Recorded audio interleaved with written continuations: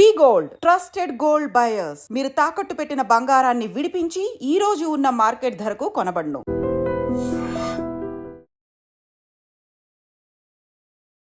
Welcome to our channel. France అధ్యక్షుడు Emmanuel Macron ఆయన ఆధ్వర్యంలో యూరోపియన్ నాయకులందరూ కలుసుకున్నారు. ఏది నిన్న సోమవారం ప్యారిస్లో అత్యవసర భద్రత సమావేశానికి హాజరయ్యారు. జనరల్గా వాళ్ళు యుఎస్ మీద ఆధారపడ్డారు కాబట్టి ఇప్పుడు దాకా యుఎస్ సపోర్ట్ చేసింది, నాటోకి బాగా సపోర్ట్ చేసింది. ఏది సైనికులు కానీ యుద్ధాలు వచ్చినప్పుడు ఏ రకంగా సపోర్ట్ చేయాలో ఆ రకంగా సపోర్ట్ చేసింది. ఇప్పుడు ట్రంప్ వచ్చిన తర్వాత అసలు మేము ట్యాక్స్ పేయర్స్ నుంచి తీసుకున్న అమౌంట్ మీకెందుకు కట్టాలి, మీ దేశానికి ఎందుకు ఇవ్వాలి, మేమెందుకు రక్షణ ఇవ్వాలి, మీ రక్షణ మీరు చూసుకోండి అన్నట్టు ఇది. ఎందుకంటే యుఎస్ఏ దాన్ని ఫామ్ చేసింది, మళ్ళీ వాళ్ళే కాదంటున్నారు. సో అంటే వాళ్ళ పాలసీ మారింది, ఒక రకంగా విధానం విదేశాంగ విధానం మారింది అనుకోవచ్చు ఒక రకంగా. దీనికి ప్రధాన కారణం డొనాల్డ్ ట్రంప్.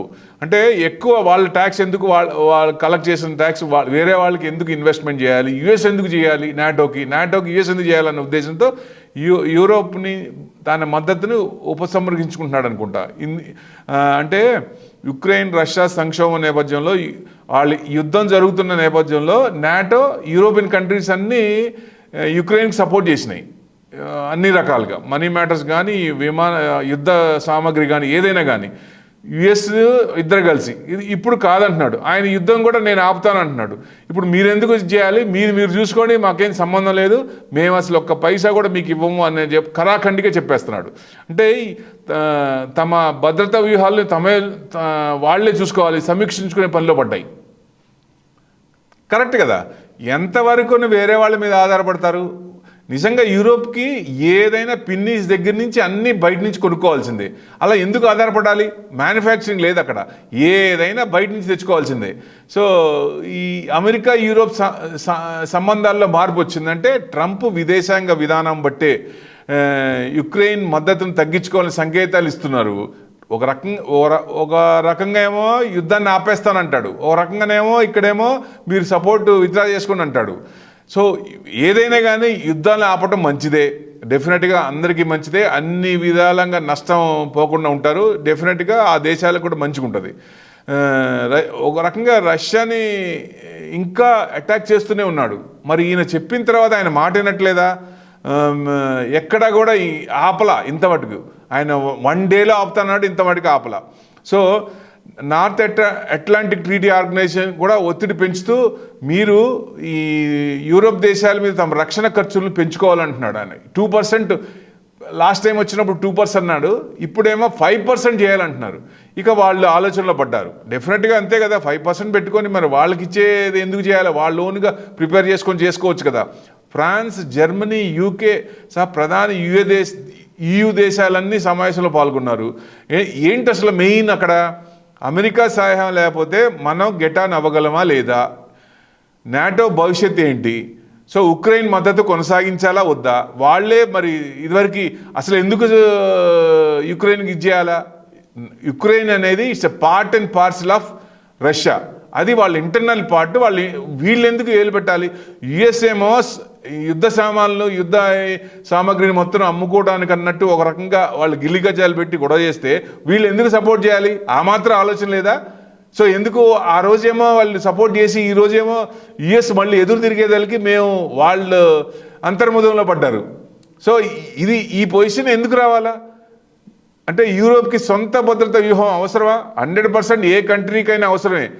ఎందుకంటే ఎప్పటికైనా ఎవరికైనా ఎదురు తిరిగే అవకాశాలు ఉంటాయి కాబట్టి యుఎస్ కూడా ఎదురు తిరిగింది, మేము ఇవ్వమని చెప్పారు, మీ పని మీరు చూసుకోండి అని చెప్తారు. సో ఇట్లాంటివన్నీ ఉంటాయి కాబట్టి ప్రధాన సవాల్, యూరోప్కు ఉన్న ప్రధాన సవాళ్ళు యుక్రెయిన్కి హామీ ఇచ్చిన తర్వాత ఆర్థిక మిలిటరీ మద్దతును యూరోపు ఒంటరిగా భరించగలదా? ఎట్లా భరిస్తుంది? ఒక్కతే ఎందుకు భరిస్తుంది? యుఎస్ సపోర్ట్ చేసింది కాబట్టి భరించింది. మామూలుగా అయితే ఎందుకు ఇస్తారు? ఇవ్వరు కదా. సో ఈ ఆలోచన లేకపోతే ఎట్లా? నాటో భవిష్యత్తుపై అనుమానాలు కూడా ఉన్నాయి. సో ట్రంప్ నాటో దేశాలపై ఒత్తిడి పెంచుతున్నాడు ఆయన. యూరోపియన్ దేశాలు తమ భద్రత కోసం వాళ్లే ఖర్చు చేసుకోవాలి, నాకు సంబంధం లేదు, మేము ఒక్క పైసా కూడా ఏమో మీరు చూసుకోండి అన్నట్టు. అంటే యూరోపియన్ దేశాలకు ఇప్పటికీ నాటో సహాయం అంటే కొన్ని కంట్రీస్ నాటో మీద ఇంకా ఆధారపడుతున్నాయి యూరోపియన్లో. ట్రంప్ విధానం మారితే యూరోప్ తన రక్షణ వ్యూహాన్ని స్వతంత్రంగా అభివృద్ధి చేసుకోవాల్సి ఉంటుంది. 100% చేసుకొని తీరాలి. ఎందుకంటే వాళ్ళ కాళ్ళ మీద వాళ్ళు నిలబడాలి. ఏదైనా ఇబ్బంది వచ్చినప్పుడు ఒకళ్ళ మీద ఆధారపడకుండా వాళ్ళే దాన్ని ప్రాబ్లం వచ్చినప్పుడు సాల్వ్ చేసుకునే విధంగా ఉంటే, వాళ్ళకి డబ్బులు ఉన్నాయి కానీ మ్యానుఫ్యాక్చరింగ్ లేదు, ప్రతిదీ బయట కొనుక్కోవడమే. సో ఇట్లాంటివి కాకుండా వాళ్ళ వ్యూహం మార్చుకుంటే మంచిది. యూరోప్ భద్రత అండ్ యుద్ధ సిద్ధత, జర్మనీ, ఫ్రాన్స్, యూకే తమ మిలిటరీ బడ్జెట్ను పెంచేందుకు సిద్ధంగా ఉన్నాయా? సిద్ధంగా ఉన్నాయంటే జర్మనీ సిద్ధంగా ఉంది. ఫ్రాన్స్, యూకే సిద్ధంగా ఉన్నాయా అంటే వాళ్ళు ఇప్పుడు పునరాలోచనలో పడ్డారు. డెఫినెట్గా వాళ్ళ ఆలోచనలో మార్పు వచ్చి దీంట్లో ఇన్వెస్ట్మెంట్ ఎక్కువ పెంచుకుంటేనే మంచిది. యూరోపు స్వతంత్ర భద్రత వ్యూహాన్ని అభివృద్ధి చేయాలా, చేసి తీరాలా, లేకపోతే ఇబ్బందే కదా ఎప్పటికైనా. అమెరికా మద్దతు తగ్గిన తర్వాత ఫ్రాన్స్, జర్మనీ, యూకే కలిసి యుక్రెయిన్కు మిలిటరీ సాయం అందించవచ్చు. ఇంకా అందిస్తే వాళ్ళు ఇంకా అఘాతంలో పోతున్నట్టే లెక్క. సో యుఎస్ఏ కాదనుకున్నప్పుడు యుఎస్ని మీద ఆధారపడి సపోర్ట్ చేసి ఇప్పుడు ఇంకా చేయాలనుకోవటం మూర్ఖత్వమే అవుతుంది. సో డెఫినెట్గా యుద్ధాలు ఉండకూడదు కాబట్టి డెఫినెట్గా ఒక పాయింట్లో డెఫినెట్గా ఇది తప్పు అని తెలుసుకొని వెనక్కి తగ్గితేనే మంచిదని ఉద్దేశం. యూరోప్ తన మిలిటరీ బలగాన్ని పెంచుకోవాల్సిన అవసరం ఉంది. యుఎస్ మీదే ఆధారపడింది, మిలిటరీ మీద ఎక్కువ వాళ్ళకే అమౌంట్ కడుతుంది. రీసెంట్గా కూడా ట్యాక్స్ పెంచుతానన్నప్పుడు వాళ్ళ డెట్ ఎక్కువ ఉందంటే ట్రంప్ వేసిన దీనికి వాళ్ళు అమౌంట్ మొత్తం ట్రాన్స్ఫర్ చేశారు ఈ రీసెంట్గా. సో ఎందుకంటే ఆయన అవసరాలు, ఆయన కంట్రీ ఇది పెరగాలి. ఎవరిని ఎలా బెదిరించాలి, ఎవరిని ఏ రకంగా ప్రెస్ చేయాలి, ఎక్కడి నుంచి వాళ్ళు మాటింటారనే ఉద్దేశం ఆయనకి. బిజినెస్ మ్యాన్ కాబట్టి బాగా తెలుసు ఎవరిని ఎక్కడ నొక్కితే ఎవరు మాటింటారు అనేది. డెఫినెట్గా అందరూ ఆయన మాట అయిన ఉద్దేశంతో అందరిని ఇబ్బంది పెడుతున్నాడు. అంటే ఇది స్టార్టింగ్లోనే కానీ ఫ్యూచర్ లాంగ్ ఈ 4 years టర్మ్ ఆయన టర్మ్లో మొత్తం ఇలా ఉంటాడా అంటే ఉండకపోవచ్చు. ఆయన మాటినేదాకా దాదాపుగా మనం కూడా ఆయన మాటినట్టే లెక్క కదా. ఎందుకంటే ఎక్కువ ఇప్పుడు ఫ్యూచర్లో కూడా మనం ఆయన దగ్గర నుంచే కొనుక్కోవాలి. ప్రస్తుతం ఇప్పటిదాకా రష్యా నుంచి తీసుకున్న యుద్ధ సామాగ్రి ముందు రేపు ఆయన దగ్గర నుంచి తీసుకోవాలి, ఆయన నుంచి మనం ఇది తీసుకోవాలి. సో డెఫినెట్గా ఇది ఒక ఆలోచనలో పడ్డాయి యూరోప్ అంతా. యూరోప్ భద్రత కూటమి యూరోపియన్ డిఫెన్స్ కోయలేషన్ కూడా ఫ్రాన్స్, జర్మనీ, యూకే సొంత భద్రత వ్యూహాన్ని రూపొందించుకోవచ్చు, చేసుకొని తీరాలి, లేకపోతే ఇబ్బంది పడాల్సి వస్తుంది. అంటే మిలిటరీ కూటమి యూరోపియన్ డిఫెన్స్ కోయలేషన్ ఏర్పడే అవకాశం ఉంది. నాటో ఆధారపడకుండా స్వతంత్ర వ్యూహం. యూరోప్ నాటో మద్దతు లేకుండా తన భద్రత స్వతంత్రంగా ఏర్పాటు చేసుకోవాలి. నాటో మీద ఆధారపడకుండా చిన్న కంట్రీస్కు యూరోప్లో కూడా ఇంకా నాటో మీద ఆధారపడ్డాయి, వాళ్ళకి సపోర్ట్ చేస్తున్నాయి.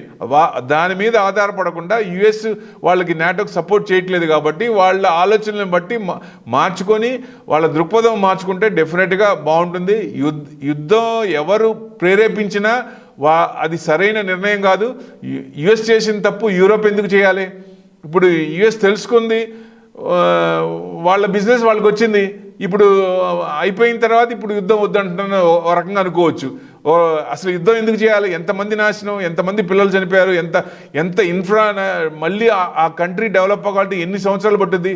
సో ఇట్లాంటివన్నీ ఉంటాయి కాబట్టి డెఫినెట్గా యుద్ధాలు అనేది మన మోడీ కూడా ప్రైమ్ మినిస్టర్ కరాఖండిగా చెప్పాడు, యుద్ధానికి నేను ఎట్టి పరిస్థితుల్లో సపోర్ట్ చేయను, ఇది సమయం కాదని కూడా, ఇలాంటి టైంలో యుద్ధాలు చేయకూడదని కూడా ఆయన పాలసీ కరెక్ట్ ఉంది. డెఫినెట్గా మనం ముందు కూడా ఈ యుద్ధాలు ఇట్లాంటివి రాకుండా ఉంటే మంచిది. యూరోప్ కూడా పునరాలోచనలో పడి వాళ్ళు సపోర్ట్ తీసుకొని వేరే వాళ్ళ మీద యుఎస్ మీద ఆధారపడకుండా ఉంటే మంచిదని ఉద్దేశం. Thank you very much.